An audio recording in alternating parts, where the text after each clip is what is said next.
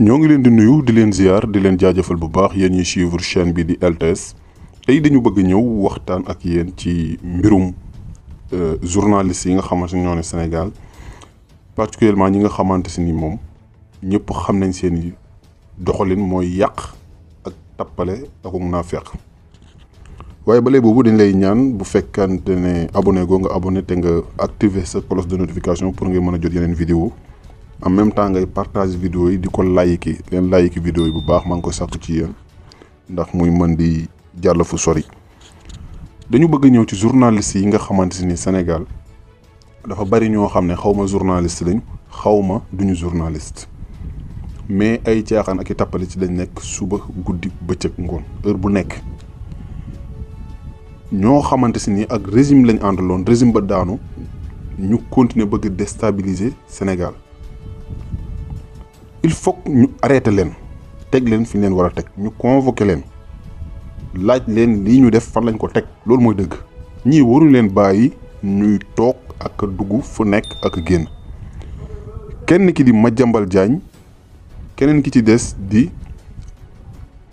journaliste kii maa ngi fàtte tur bi te mu nekk ITV Mamadou Ibra Kane ndax ñoom ñëpp gis nañ seen ay révélation yi ñu def temps yi def nañ ay révélation yoo xamante si ni teguñu ko fenn wala boog même buñ ko tegee fenn am na loo xam ne du waxu civil am na loo xamante ni warul nekk ci place publique bi affaire général Kandé boobu kii di Madiambal Diagne génn def ci lim ci def kii di Mamadou Ibra Kane noonu keneen ki ci topp di directeur publication Tribune bu Bougane Gueye Dany gis nga Sénégal bu fekkante si ni président Bassirou Diomaye Faye dafa bàyyi wax ji mu jàll lu nekk mun naa am ci réew mi c'est pas normal wax bi ñu koy bàyyi dañ leen a war a convoquer wax ak ñoom bu fekkee dañ la dafa jar ñu teg leen ay daan ñu teg leen ay daan ndax lii ñu wax teguñu ko fenn lu dul déstabiliser pays yi lañ bëgg wala maanaam mën naa ne yàq réew mi moo leen tax a jóg amuñu benn droit di taxaw di wax loo xamante si ni même bu leen leeroon sax nekkul lu ñu war a waxee noonu am na loo xam ne waruñu ko nangu général dañ ko affecté général la am nañ Bassirou am na droit affecté ko fu ko neex militaire la mais loolu da du taxaw di wax yoo xamante si ni bëgg jaxase wala ngay déstabiliser pays bi loolu moo amul njëriñ te gis nga Madiambal Diagne mii bu ñu ko bàyyee ci lii mu nekk di continuer dina taal réew mi wala mu def loo xamante si ni ñëpp dinañ dar seen gémmiñ te lii may wax ni lu leer la lu am la te ñëpp ñu ngi ci teg seen i bët gis nga manigance yi nga xamante ni moom la nekk di ko def ci réew mi ñu bàyyi ko ci toog di ko seetaan wala kenn convoqué ko wala waxuñu ko dara ñu bàyyi ko mu continuer lu ne mun naa am ndax te tamit buñ fi taxawee naan ay démocrate lañ dañoo war a bàyyi ku nekk liberté d'expression dafa am d'accord liberté d'expression am na mais d'expression taxul nga war a tax ngay wax yoo xamante ni waroo ko wax loolu mooy dëgg journaliste boo xamante ni def na fi lu mu warul def wala mu wax fi lu mu warul wax dañ ko war a woo mu génn mu teg lu leer wax lii mu wax fii la ko jëlee fii la ko teg nangam ak nangam teg argument yu leer nit ñi xam c'est pas normal ñu taxaw di def lu leen neex kenn du leen ci dara du leen ci fekk déedéet lii dañ ko war a lijjanti ñaata yoon la fi Macky Sall nommé ay général ñaata yoon la fi nommé ay leneen ak leneen ndax day na mos a am gis mu am polémique bu toll nii dañoo mos a gis mu am débat bu toll nii mosul nekk kenn mos ci teg bëtam mais parce que Bassirou Diomaye Faye bi mu ñëwee ba léegi gis nañ presse bi ni muy def taxaw di wax ak dal lu nekk ñi koy def di tëbaka dal di def ay yëfu caaxaan yoo xamante si nii di mel ni ñoom ñoo nekk opposant te sax nag ñoo nekkoon opposant ndax ñoom ñi ñëpp di tëbaka dal buñ sañoon Bassirou Diomaye Faye du falu te bu doon ñoom ak ñoom rek la du falu lu bon lañ ko yàgg yàq lu bon lañ ko yàgg wax te ba léegi moom lañ continuer def yamatuñ ci nag ñi nga bëgg dugg ci affaire militaire ak yu kenn xamul dama ne militaire nañ leen bàyyi maa ngi jégalu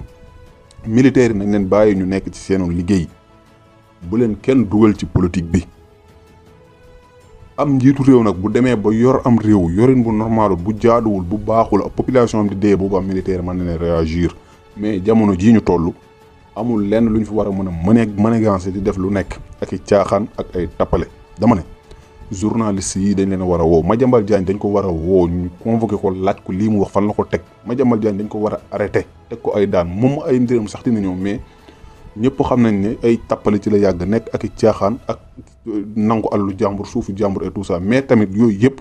am na loo xam ne dañ koo war a régler mu jeex benn yoon. fii amul benn journaliste buy gën di xoxatal kenn naan kenn du arrêté journaliste wala naam journaliste bu fi def loo xamante ni waru ko def dañ lay teg ay daan yiñ la war a teg te du mujj fenn nag caaxaan yi nga xamante ni moom lañ nekkee nañ ko arrêté. nguuru Macky Sall fii la nekk ñoom kenn waxu ci loo xamante ni lu mën a defar la journaliste ñu néew nga ci mën a classe ñoo xam ne dañ leen di menacé rawatina Walfadjri gàcce galaama ñoom ànduñoo kenn ki ñu àndal mooy askanu Sénégal te askanu Sénégal nag ñoo ànd ak nguur gi te Walfadjri ñu ngi wax li nga xamante ne mooy dëgg moo fi nekkoon télé buy wax dëgg ba léegi moo fi nekk télé buy wax dëgg nañ waxante dëgg. Walfadjri li nga xamante ne moom lañ jàpp ne mooy dëgg loolu la ñuy wax mais yeneen télé dañu xam ne ñii li ñuy wax teguñu ko fenn bi fi mbir mi metti dëgg amul benn télé bu ñu fi sonal bu dul Walfadjri kon tey buñ taxaw ñii jëlaguñ nguur gi sax yeneen télé yi naafeq yi tappalekat yi fenkat yi duñ waxkatu dëgg taxaw di def ay caaxaan ak ay tappale loolu dafa war a jeex. il faut que ñu arrêté ñii ndax lii mënul continuer gis nga Bassirou Diomaye Faye bu fekkee bëgg na gouverner ci normal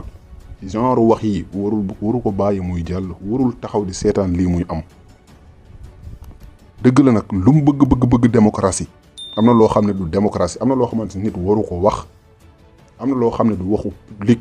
am na loo xamante ni journaliste waru ko génn ci mbedd bi di ko wax. journaliste yi dañoo dem sax ba am na ci ñoo xamante ni ñoom dafa mel ni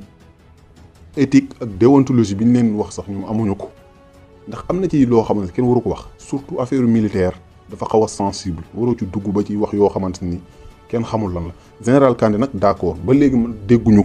dégguma ko xawma lu muy def mais daal li ñu wax rek ci lañ mën a sukkandiku mais nag moom dégguñu mu réagir dégguñu mu wax mais ñi wax nag ñii dañ leen war a interpeller ñu taxaw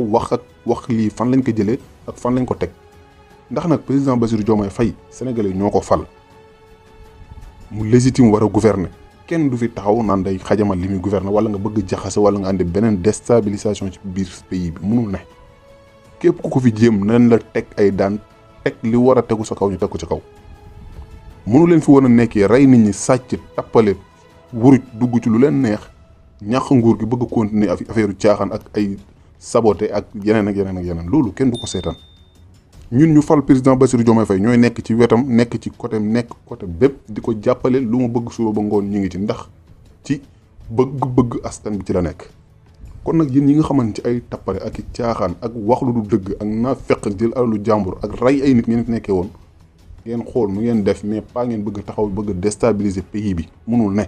te Madiambal ak ñeneen ñi nga xamante ñooy def yii ku leen bàyyi ñu déstabiliser pays bi kenn du seetaan ñu déstabiliser réew mi. seen caaxaan yi nga xamante ci lañ nekk nañ ko arrêté mënu leen a jël alalu askan bi ba pare bëgg taxaw bëgg déstabiliser waat mënul nekk ñàkk ngeen nguur gi am leen ngor ngeen opposé wu ci normal ak dignement ngeen am ngor opposé wu comme nañ ko doon defee mais yéen ñàkk gu leen sax bëgg taxaw di def yoo xamante ni bëgg manigance di def yoo xamante ni n'importe quoi pour lan fan ngeen ko teg ñii ne leen yoon woo teg ci ñoom loxo. Madiambal Diagne dañ ko war a convoqué Mamadou Ibra Kane dañ ko war a convoqué directeur publication Tribune dañ ko war a convoqué nañ ko sax moom mais ñeneen ñi ci des ñoom nañ leen woo ñu laaj leen lii fan lañ ko teg ndax réew mi nag kumba am ndey ak kumba amul ndey daf fi jeex na fi tàkk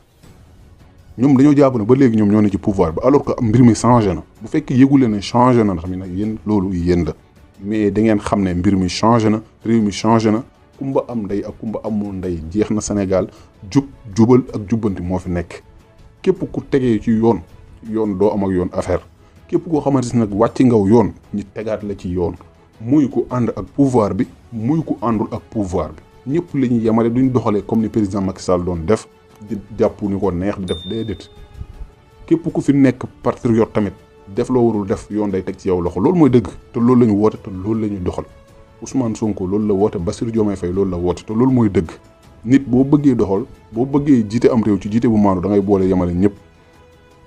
te nag kii noonu la taxawee noonu la commencé ñëpp la yemale bañ nañ ko ba dialogue bi dafa woo ñëpp bàyyiwul kenn kon tey du ngeen taxaw bëgg ñëw déstabiliser réew mi bëgg yàq bëgg andi jikkoon naa fekk bëgg andi ay caaxaan ak ay tappale ñuy taxaw di leen ci seetaan déedéet te Pastef ñu ngi leen di ñaan seen cellules yi nañ ñi yoroon seen communication nañ gën di communiquer ak askan bi gars yi di mën a xam ñu ci bari ñi nga xam mais am na ñoo xam ne xamuñu en tout cas daal liñ mënoon wax ci lu gàtt mooy Madiambal Diagne ak yeneen journalistes yi nga xam ne